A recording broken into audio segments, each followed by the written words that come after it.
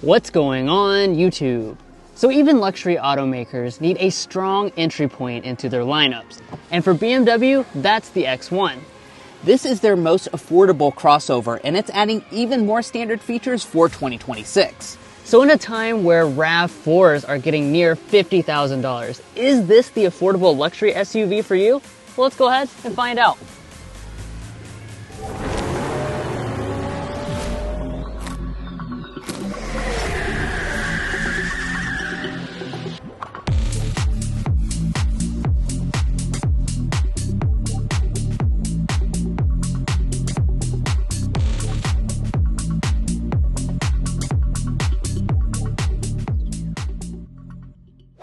Alright, so let's get this video started with a quick spec dump. Under the hood of the X1, you can find a couple different powertrains. We have the standard 28i model, which is a 2-liter turbocharged 4-cylinder engine, making 241 horsepower. It's paired with standard all-wheel drive and a 7-speed dual-clutch automatic transmission, and combined fuel economy is 28 mpg. Now, the base price of the X1 this year is $43,000, and if you're looking to buy one or any new vehicle, we would encourage you to go to carconfections.com/newcarquotes to get the best price. Now, of course, we'll take it out for a spin to show you the performance of that powertrain. We'll also get things like our sound level reading to see how quiet it is. But now let's go ahead and close up the hood so we can take a look at the exterior design as well as see what's new on the inside. Now, as far as the exterior design is concerned, this is a fairly new product to the BMW lineup, but you can probably tell that it doesn't look exactly the same as some of their latest products, which are introducing an all-new design language. This has more of that classic BMW appearance here with our X1. You'll see that up here in the front where we have this pretty large and boxy kidney grille presentation. We also have this finished in black because we have the M Sport package on today's example. This is going to give us a more aggressive front design and other elements throughout the exterior, plus we have the shadow line finish. Now, taking a look at our headlights, we have standard full LED headlights. Again, very classic BMW presentation here with our LED daytime running lights and fading turn signal indicators. As we take a look at the back, just like with the front, you'll see a more conventional BMW design as compared to some of the latest models like the new X3. Yeah, I have to say, honestly, I like the way this looks better than the X3's rear end. And let's break down some of the individual design touches. So we have a spoiler up here at the top, rear wiper, and let's take a look at our taillights. They have a very three-dimensional design, and they're also very premium when it comes to the elements themselves. They are fully LED with your brake light, your turn signal, and your LED reverse light. And then as we drop down to the lower fascia, I'm happy that none of this is, any cheap rugged matte black plastic or anything like that. It's body color or piano black. And as far as exhaust outlets, you can get quad exhaust if you choose the M35i model. Next up, let's take a look at the wheels. You have various design choices between 18, 19, and 20-inch alloys. Today's tester actually has our top spec 20-inch multi-spoke alloy. I think these look absolutely fantastic. And if you want to spring for that little extra option, it really makes the design pop. Nice body color finish around our wheel arches as well as the lower part of the body there. And let's talk about the mirrors because I actually have something really good to report for 2026. BMW has moved to make these fully equipped across the entire lineup for 2026. That means you have blind spot monitoring, heating, and now auto dimming plus power folding. Now, at the side of the X1, overall vehicle length is about 177 inches. And if you're curious as to how that would compare to something like a RAV4, that is a couple inches shorter, but really not a huge size difference. Now, as far as our window surrounds, we do have blacked out elements because we have the M Sport model. We also have the blacked out roof rail up at the top. And when it comes to colors, there's also some 2026 changes for the X1. You get the new dune gray color that you saw on, some bigger products such as the X3. And there's also a new blue option for 2026. Now, when it comes to your active safety features, you get 2 out of 4 of those as standard equipment. You can furthermore option on adaptive cruise control with a lane keeping assist function. But guys, there's a lot to talk about on the inside and some new features for 2026. But first, if you're new here, we're brothers and we've been reviewing cars since we were 12 and 16. We started young, and since then we've reviewed over 2,000 cars at every price point. No matter what you're looking for, from our long-term vehicle videos to our side-by-side comparisons, we'd love for you to subscribe to be a part of our Car Confections family. Let's learn a lot and have some fun with all the latest cars. All right, now let's take a look at the inside. First, we'll look at the key fob. It's BMW's typical key fob design, but we have a change for 2026. Smart Entry is now included across the entire lineup for 2026, so that's a good touch. A lot of people might have expected that anyways, but since this was their most affordable SUV, you did not have that previously. Now you just grab behind the handle there to unlock the door, and then we can take a look at the interior. Again, you have a lot of elements that are represented in other BMW SUVs, and before we get into the individual details though, I think the best place to start is the seat design.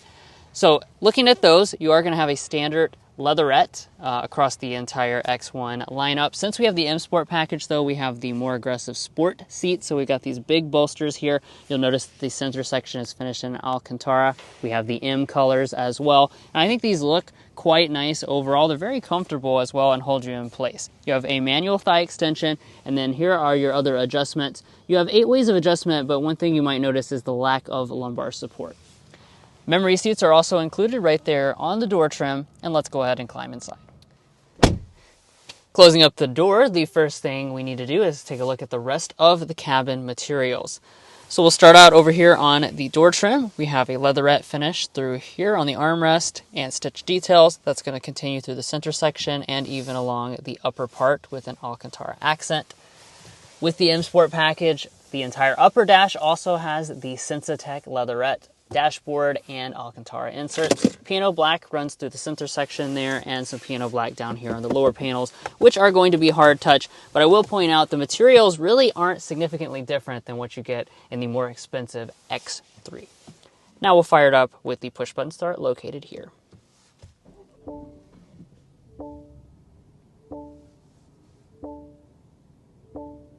With it all fired up, we can get into some individual details.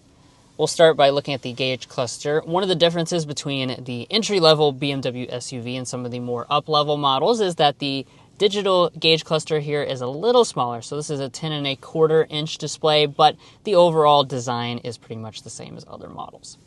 Additionally, we have the optional head-up display on today's example. As we pull back to the steering wheel, we have a very premium steering wheel design. With the M Sport, you get this very thick-rimmed steering wheel with the special design. We also have manual tilt and telescoping, and you have rain-sensing wipers located back there. The wheel is heated. Now let's talk about interior storage. So this vehicle always is a little bit interesting when it comes to this element because it has no conventional center console. When I press that and open that up, you can see there's basically no space at all. That's going to fit 0 donuts, so this actually gets a 0 on that. Most of your other storage, though, is kind of just in this open pit right here. So you can stick some other things, but just be aware that they can all obviously slide out. So that kind of limits the functionality of this interior. Now in front here, we have a prominent wireless phone charging pad, and this is another 26 update. You have the new standard feature of wireless charging across all the lineup. Taking a look at the shifter, small electronic style shifter, just pull back for drive. There are paddle shifters on the steering wheel. When you go into reverse, you'll see either a traditional backup camera or this 360-degree camera system. With this 360 camera, you have that nice overhead view, and you can also switch into a 3D view and go all around the vehicle, which is pretty slick. And just press that P there for park. This panel also includes some other key functions of the interior, including the volume knob for the audio system. So while there is an optional Harman Kardon sound system, we just have the standard unbranded sound system, and we'll give that a sample right now.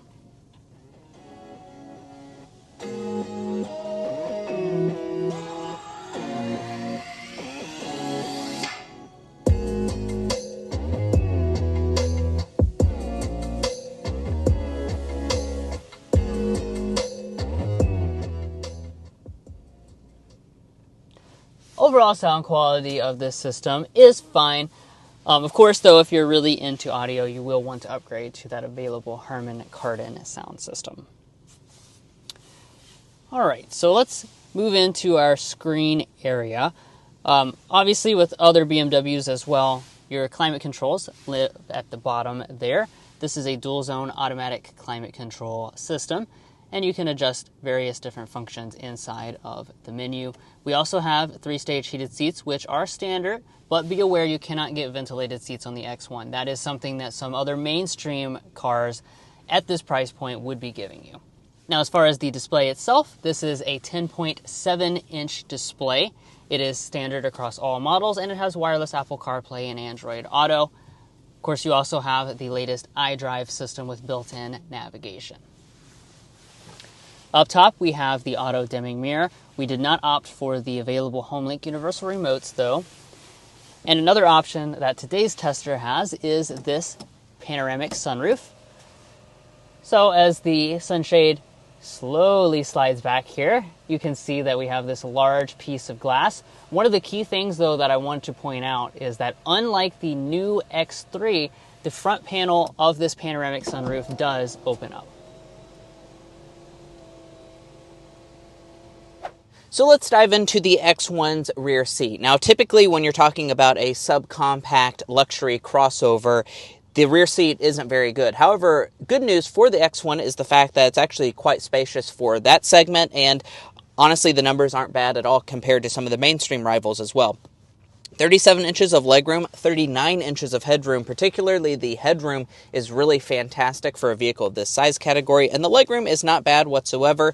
This seat is adjusted to Drew, who's 5'8". I'm 5'9" for reference, and we are looking at about 6 inches of knee space, so that's not bad at all. And my feet can easily slide up underneath of the seats. There's tons of room underneath of the seats themselves. Now, as far as the functionality, we do have a nice center armrest with 2 cup holders inside, and we additionally have the ability to recline these seats a decent amount, not a ton, but a decent amount. As far as other features, we have rear vents. Those are standard equipment. You also have USB ports, and then maybe a little bit of a storage cubby for you to stick a couple loose objects. Over on the door trim, they did cheap out a little bit on this, so it's going to be a hard touch upper part. However, the center section is all leatherette, and the armrest portion. And additionally, you have quite a lot of door storage. You could easily store a couple bottles in there. Walking up to the tailgate, we have a standard hands-free power one for all X1s, and let's go ahead and dive into the overall cargo capacity. So what we're sitting at for this model are also some pretty good figures. So what we're looking at is 26 cubic feet behind the second row of seats, and 57 cubic feet as a maximum. Like I said, those are actually quite good for this vehicle segment and compared to its competition. Speaking of its competition, you can go to carconfections.com/vehicle rankings. We've looked at numerous vehicle segments on the market, like the luxury compact space as well as the mainstream side, and you can see the best options in each of those segments based on the 10 most important categories, and even sort in each of those categories to see the best options for you. So if you want to make an informed buying decision, definitely go to carconfections.com/vehicle rankings. Now, compared to the X3, it's about 10 cubic feet less space, and the seats do fold 40-20-40 split folding. I like that. There are not any handles to fold them from the cargo area, though, so I will have to go up and do it from the second row. And now that I've got most of the seats folded, I couldn't find the strap for that center section. I'm sure it does fold. I just couldn't find it. Now, as far as overall cargo length, let's go ahead and get that. Behind Drew's 5'8" seating position, we are looking at about 70 inches of cargo length. From behind the second row of seats, about 35 inches of length is what you can expect. And then as far as the opening, we're looking at 42 inches wide. And the height, that's going to be the most disappointing space for this crossover. It's only about 28 inches tall. So that's not a ton of height, but overall the rest of the specs are really good. And the load-in height is also very good. It's under 29 inches for your load-in. Now, if we lift up the floor, there's actually quite a lot of space underneath of here. You could store several things. There is not a spare tire on the X1, so keep that in mind. You have a little bit of storage on the left-hand and right-hand sides as well.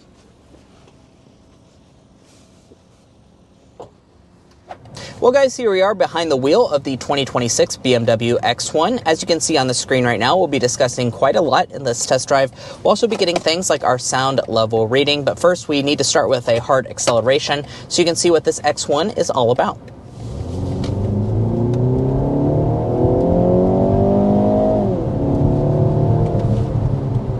All right, that was 60 miles an hour with this X1.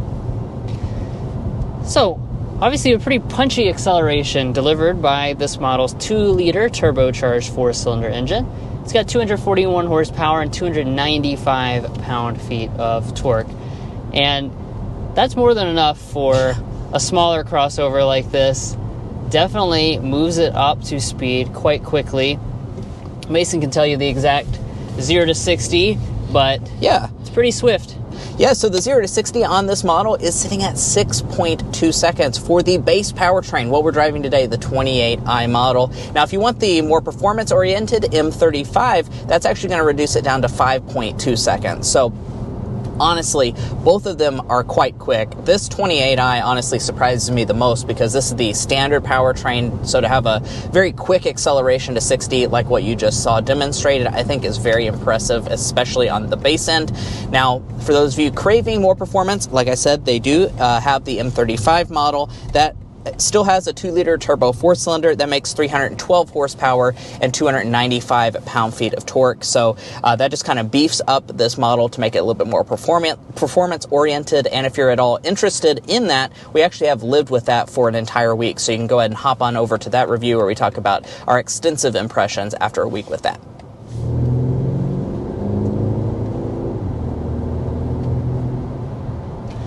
Now, another thing we need to talk about is the transmission situation. We have a 7-speed dual-clutch automatic transmission.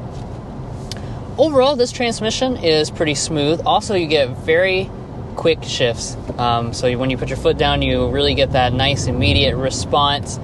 And overall, I think even driving around town, it seems to be pretty smooth without any types of weird hesitations and stuff that you can sometimes get from dual-clutch automatics. I will caveat, though, if you don't actually go over to our M35i video and watch that, that one has a totally different tune to the dual-clutch transmission, much more high performance, and because of that, it does experience more jerkiness.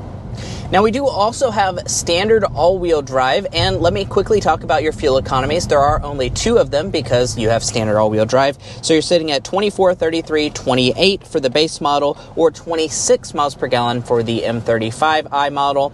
Both of those numbers are going to be pretty darn good, that's for sure.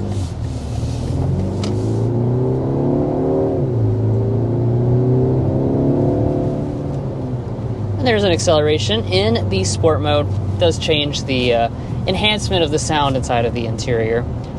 Yeah. And let's go ahead and get our sound level reading. I'll go ahead and toggle us back into the normal drive mode, and we can see how quiet this X1 is.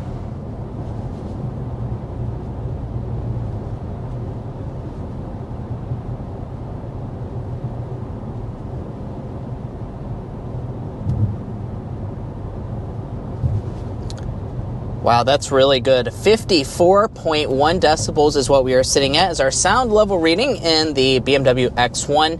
We don't have to sit here and guess. We can go to carconfections.com/sound level readings. And on our website, we've looked at all the luxury subcompact competition, and we can compare them.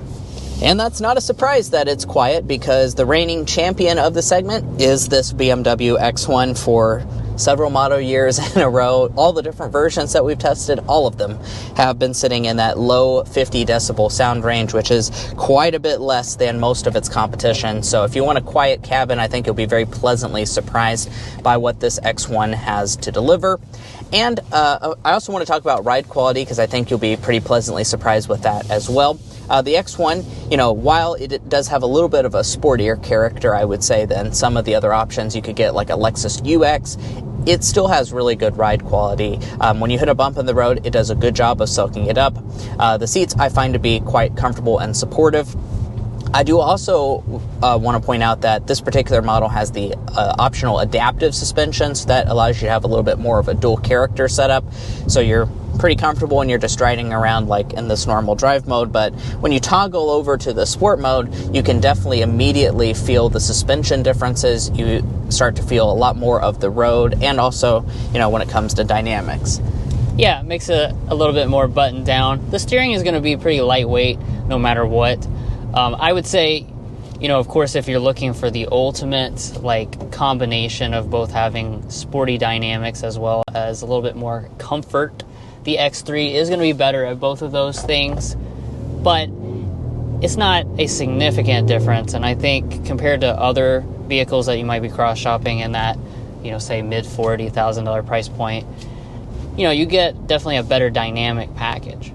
All right, so let's get into our slam dunk and airball favorite and least favorite element. Drew, why don't you go ahead and kick us off with the slam dunk for the BMW X1? The slam dunk is what you are getting. So to kind of explain myself a little bit, this class tends to be kind of a segment where a lot of the brands rely heavily on the badge as being the primary motivator for you to buy that product, and they cheap out on some of the individual details. I think this vehicle really stands out in this segment because it doesn't make you feel like you really compromised a lot. Like you got the cheap BMW, you still get that BMW experience in the most part. Yeah, I agree with that. Now, on the flip side, when it comes to the airball, what I will say is there are a couple omissions that you kind of get here on the X1.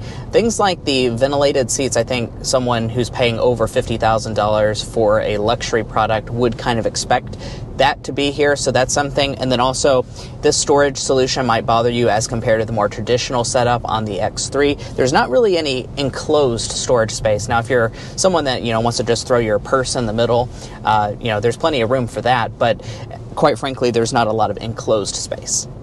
So like we said at the introduction, this is BMW's most affordable crossover, and as such, we start at $42,800 for the 28i model. Now, if you want the M35 Performance model, that's $51,900. Now, what we have today is that base model, but we also have pretty much every option package that you can throw on the X1. So after we do all of that, plus $1,175 a destination, we're sitting at $52,845, which I certainly don't think represents too bad of a price point, especially, compared to some of the mainstream options that you could be looking at. If you're curious as to where this is manufactured, it is going to be manufactured in Germany. Now, if you're looking to buy a BMW X1 or any new vehicle, we would encourage you to go to carconfections.com/newcarquotes. The reason you should do that is because we have a tool on our website that will connect you with local car dealers in your area to get you the best price. It's also going to give you access to invoice pricing information, which is a great tool to use while dealership negotiating. If you'd like to take advantage of all of that, as well as things like our monthly payment tool, you can find a link to that down below in our video description, as well as a pinned comment at the top of this video. But buying a vehicle is about more than just the original MSRP, so let's quickly talk about resale and reliability. First up, let's talk about resale value. We estimate that this BMW X1 will retain 41.19% of original MSRP after 5 years and 60,000 miles, and after 10 years and 120,000 miles, 15.34%. Now, it's worth noting that is on the lower side. It's below industry average. However, it is on par with other German luxury brands such as Audi and Mercedes-Benz. And because this is one of their more affordable models, I would expect that resale value percentage might be a little bit higher. We also need to take a look at reliability. When we consider all the latest data, BMW is rated just a bit above the overall industry average for all vehicle makes in the US. Now, if you want to learn more about our reliability or our resale values or our methodology, be sure to go to carconfections.com/resale and carconfections.com/reliability. Also important in your buying decision would be the warranty. You have a 4-year, 50,000-mile basic warranty, as well as powertrain warranty. Additionally, you do get 3 years and 36,000 miles of complimentary maintenance.